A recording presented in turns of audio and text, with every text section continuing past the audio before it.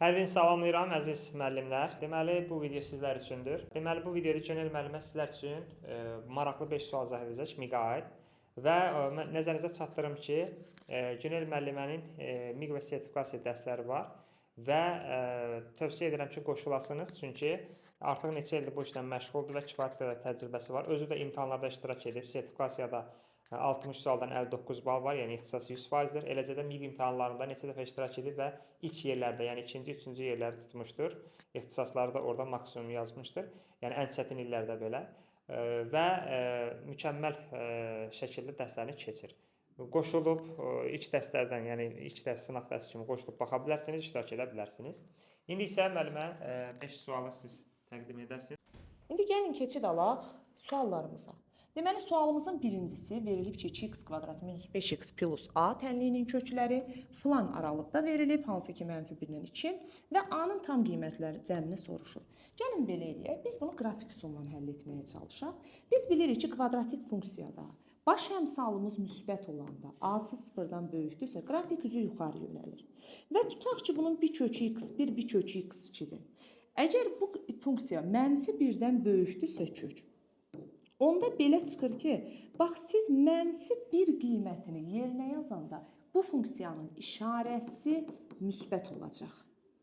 Amma əgər 2-dən kiçikdirsə, onda belə çıxır ki, f2-ni yerinə yazanda bunun qiyməti mənfi olacaq. İndi gəlin bu şərti nəzərə alıb bax bunu həll edək. Deməli nə etmək lazımdır? Bir də təkrar eləyirəm. Əgər -1-dən böyükdürsə, deməli f-1-də bu sıfırda müsbət olacaq. F2-də isə mənfi. Həmçinin, axı deyir kökləri x1, x2-dir. Görürsünüz ki, əgər bir tənliyin 2 kökü varsa, bunun diskriminantı nə olmalıdır? Diskriminantı da 0. Gəlin 3 şərti nəzərə alaq və a-nın qiymətlər cəmini tapaq. -1 qiymətin yerinə yazsam nə olur? 2. -1 qiymətin yerinə yazsam 5, plus a böyük olmalıdır nədən? 0-dan. Əslində bunu belə deyək, qrafikin təpə nöqtəsinə görə də həll etmək olar, lakin məncə bu daha pratik yoldur. A-nın -7-dən böyük olduğunu gördük. F2-də 0-dan kiçikdir. F2 qiymətin yerinə yazsam nə olur? Deməli 4 vur 2, 8. 2 qiymətin yerinə yazsam. Hansı ki, bura gətirib 2 yazıram. X-ın da yerinə 2 yazıram. 4 2-nin 8. Üstə gəlinsin, çıxılsın 10 və üstə gəlinsin a kiçikdir 0-dan. A-mız kiçik olacaq. Neçədən? 2-dən. Plus diskriminantı dediyi müsbət olmalıdır. Bəs bunun diskriminantı nədir? Diskriminantı 25 çıxılsın 8a. Düzdürmü? 25 çıxılsın 8a da müsbət olmalıdır. Buradan çıxır ki, a kiçikdir 25 böl 8-dən. Üçünü nəzərə alsaq, deməli a-nın həm 25 böl 8 qiymətindən kiçik, həm -7-dən böyük, həm də 2-dən kiçik. Alırıq ki, -7, 2 arasında qiymət alır. -7, 2 aralığında da hansı qiymətlərimiz var? -6, -5, ta ki, neçəyə qədər? 0, 1-ə qədər. İslah aparsaq, deməli, -8, -8, -16, bu da -4, -20. Onda sualımızın a-nın qiymətlər cəmi neçə eləyəcək? -20. Gəlin keçək növbəti ikinci suala. İkinci sual hansı ki, belə bir funksiya sualıdır. Bir dəqiqə keçid eləyək.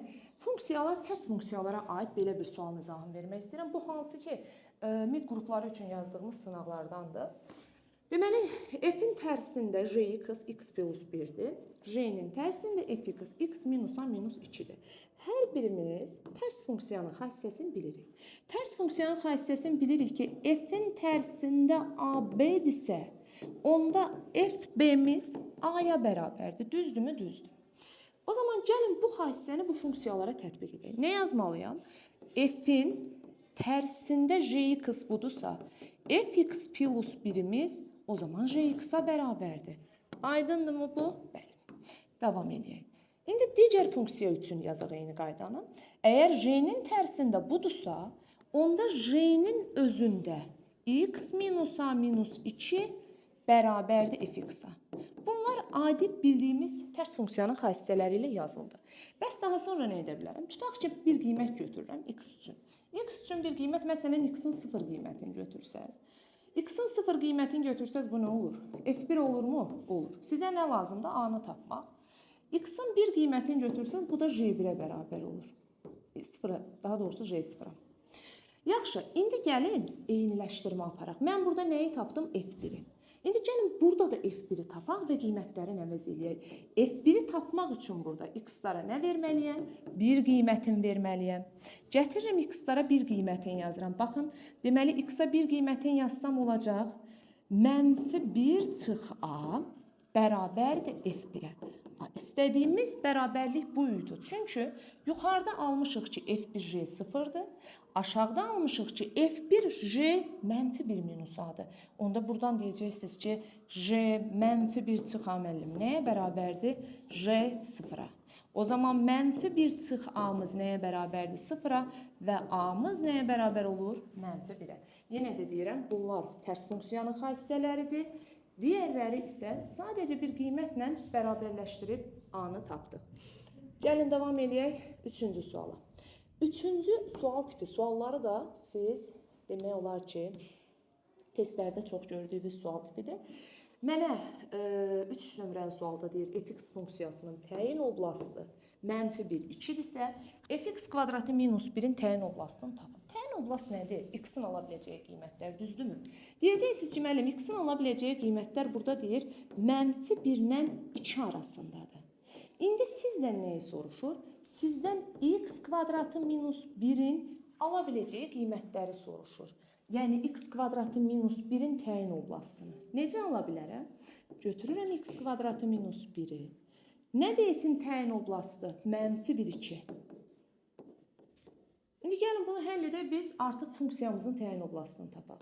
Nə alınacaq 2 qat bərabərsizlikdən? Sağa 3, sola 0 alındı mı? Alındı. Necə həll edirsiniz bu bərabərsizliyi? Modul x kiçik bərabərdir kökdə 3, bu tərəfdə də isə 0. Bəs bunun həlli nədir? Modul zaten hər zaman 0-dan böyükdür. Amma modul x kiçik 3 bərabərsizliyinin həlli nədir?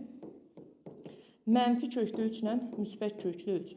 Onda belə çıxır ki, bu funksiyamızın təyin oblastı tapmaq bu qədər sadəymiş. Bu da elə bilirəm ki, müğə hazırlaşan müəllimlərimiz üçün elə çətin sual tipi olmamalıdır.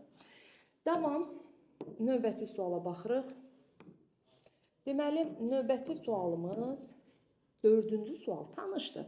MİQ-də iştirak edənlər üçün tanışdır. Hansı ki, MİQ 2025 suallarındandır. Deməli, sualımızda gəlin görək bizə nə deyir? Belə bir trapesiya şəkli verib və trapesiyada bu indi şəkildə bir balaca əyri düşüb, amma bu diaqonaldır. Deməli, deyir ki, BC 10-dur, 10 yazaq. AD 15-dir, 15 yazaq. Yenə də deyirəm, 2025 MİQ sualıdır bu. Gəlin görək sualımızın həlli nədən ibarətdir. Burada paralellik verib yoldaşlar. Paralellik, bax, bunların bir-birinə paralel olmağını göstərir. Bunu da bildik. Sonra deyir ki, bizdə burada indi düşmədi şəkildə, amma YF, FH və HG bir-birinə bərabərdir. İmtahanda iştirak edənlər xatırlayır artıq bu şərti. Yaxşı, bərabərdir. Mən də bunlara bir A deyim hamısına. Bərabərdir axı bu bölgülər. İndi baxın, burada nədən istifadə edirik? Hansı ki oxşarlıqdan. Baxın, hansı üçbucaq oxşardır? Burada üçbucaq YBF-ə baxın, kiçik üçbucağa. Bir də üçbucaq ABD-yə baxın. İndi bu üçbucaqlardan gəlin oxşarlıq şərti yazın. Necə? YF-in, baxın yazıram, YF-in nəyə nisbəti? 15-ə nisbəti bərabərdir. Hansı parçanın hansı parçaya? Baxın, buradan bura nədir? BF-dirmi? BF-dir. BF-in BD-yə nisbəti. BF-in BD-yə nisbətinə bərabərdir. Bunu başa düşdük. İndi mən bunun üzərini silim. Bu bizi çaşdırmasın. Davam edirəm indi ikinci oxşarlığı tapmağa. Təbii ki, burada 2 dənə oxşarlıqdan söhbət gedir. Bunu tapdıq. İndi ikinci oxşarlıq nədir? Yenə də bunu düzəldək. İkinci oxşarlığımız isə, baxın, bu üçbucaq üzərində aparılacaq. Hansı ki, bura nə yazmışdım? A yazmışdım. İndi baxın, DC, F üçbucağı ilə, üçbucaq DC, F ilə, üçbucaq DC, B üçbucağına baxın. Burada da həmçinin oxşarlıq var. Oxşarlıq nədir? Baxın, bu 2A-nın, yazıram, 2A-nın, bu ona nisbəti, oturacağa nisbəti bu hissədə. Baxın, indi buradan bura 2A'ya birləşik üçbucaq tərəfi nədir? FD mi? Yazıram. FD-nin nəyə nisbəti? Bütöv üçbucağın tərəfi BD-yə nisbətinə bərabərdir. Bu da bir oxşarlıq. İndi mən düşünürəm ki, mən burada nəyi axtarıram? Axtarıram, baxın, YH-ı. Hansı ki, bu hissəni. YH. Yəni, nə axtarırıq? 2A-nı axtarırıq. 2A sualdır. İndi baxın, bunlardan 2A-nı necə alaram? Amma bir də burada şəkildən açıq-aşkar görünür ki, bax, bu diaqonalda BF ilə FD-nin cəmi nəyə bərabərdir? Bir dənə BD parçasını. Bu şərtdən ağlıma nə gələ bilər mənim? Fikirləşirəm ki, həmən bunları tərəf-tərəfə toplasam. Baxın, tərəf-tərəfə toplasam nə? Hətta bu YF-i də buradan silək. Buna artıq A yazmışıqsa, elə YF-in də yerinə nə yazaq? A, bu sizi çaşdırmasın. Tərəf-tərəfə toplayaq. A böl 15 ilə nəyi toplayım? 2A böl 10. Və bunların ikisini də bir toplayıram. Hətta açıq-aşkar burada yazacağım nəyi topladığımı BF ilə FD. Deyəcəksiniz ki, müəllim, BF ilə FD elə bir dənə BD-yə bərabərdir. BD-ni BD-yə böldüm, nə qaldı? Yerdə bir qaldı mı? Yaxşı, o zaman A-nın 15-ə nisbəti, A-nın 5-ə nisbəti bərabərdir 1-ə. Buradan mən A-nı rahat taparam da. 15-də nə qədər verəcək? Burada yazaq. Deməli, 15-dən 4-ə bərabərdir 1-ə. A 4-də 15. Bəs mən nə axtarırdım? 2A-nı axtarmırdım mı? 2 vur 4-də 15. 7 tam 10-da 5.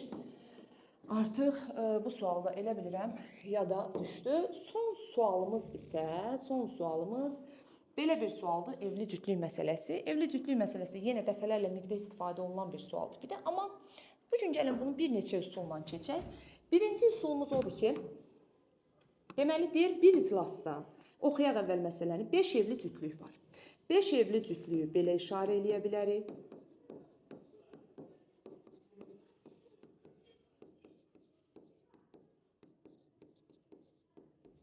Beş evli cütlüyü bu şəkildə işarə elədik. Buradan seçilən 2 nəfər var və 2 nəfərin evli olmama ehtimalını soruşur. İlk üsul. Hansı üsul daha rahatdırsa, o üsulla həll edərsiniz. Deməli, birinci üsul nə yaza bilərəm? Təbii ki, mən 10 nəfərin içinin 2 nəfər seçəcəmsə, deyəcəksiniz, müəllim, bunun məxrəcinə yaz elə kombinizon, 10 nəfərdən ikisini seçirsən. Ondan 2-nin kombinizonu da nə verir? Bir dəfə əmni hesablayaq. Deməli, 10 vur 9 böl 2. 45 edərmi? Edər. İndi deyir, seçin 2 nəfəri, amma elə seçin ki, evli olmasın. Bax, gəlin bunu belə deyim. Tutaq ki, mən buradan bir nəfəri seçdim. Fərz eləyək, bu cütlükdən bu kişi biri seçdik. İndi geri qalan bir nəfəri, baxın, 10 nəfərdən birini seçmişəm. İndi mənim bir nəfərə ehtiyacım var. O bir nəfəri artıq bu cütlükdən seçə bilmərəm. Seçə bilmərəmsə, onda geriyə mənim neçə şəxs qaldı? 8 nəfər. 8 nəfərdən birini seçəcəm. Amma və lakin, bax, tutaq ki, gəldim, buradan qadını seçdim. Bəli, bununla bunu seçsəm, bunlar evli olmayacaq. Lakin 2 nəfərin aralarında yer dəyişməsi də var təbii ki. Çünki deyirsiniz ki, müəllim, bəlkə birinci bunu seçdim, ikinci bunu, bəlkə tərsinə. Bu 2 nəfərin aralarında yer dəyişməsini də tapmaq üçün bunu vurmaq lazımdır 2 faktorialda 1-ə. Yəni, belə deyək, əgər təkrarlanma var idisə, bu qrup məsələlərində əksərən yadınıza gələrsə olardı. Bu da o məsələ tipində olduğu üçün, yəni belə deyək də, kombinizon 10-dan 1, kombinizon 8-dən 1-i bölürsünüz. Neçə nəfər seçirsiniz? 2 nəfərin yer dəyişməsinə. Bunu hesablayıb artıq cavab alacaqsınız ki, 40. Deməli, burada da 40 olacaq və 45 ilə də 40 ixtisar aparsam, cavab 9-da 8. Davam. İkinci üsul. İkinci üsulumuz bəs nədir? İkinci üsulumuz isə, müəllimlər, İkinci üsul da əslində bununla da tanışsınız. Yenə də məxrəc dəyişmir. 10 nəfərdən nə seçirsiniz? 2. İkinci üsulda isə nəyə fikir verin? Siz 5 nəfər cütlük var. Deməli, 5 dənə cütlükdən birini heç vaxt seçməməlisiniz. Hansı ki, 2 nəfər də seçim eləməlisiniz. 10 nəfərdən ikisini seçin. Seçdiniz, amma onların içində evli cütlüklər də var. Amma mən bunların içindən həmin evli cütlükləri çıxsam, Bəli, cavab alınır nə? 10-dan 2 45 çıx 5. Bu da eləyəcək hansı ki 45. Cavab da nə qalacaq? Yenə 45-də 40 və 9-da 5, 8. Yenə də deyirəm, bunun başqa bir üsulu da var, amma çox zehnimizi qarışdırmayaq deyə hələ ki 2 üsulla izah verdim. Növbəti videolar üçün kanalı izləmədə qalın. Videonun əgər sizə faydası varsa, yararı varsa, bəyənib paylaşmağı da unutmayın. Sağ olun.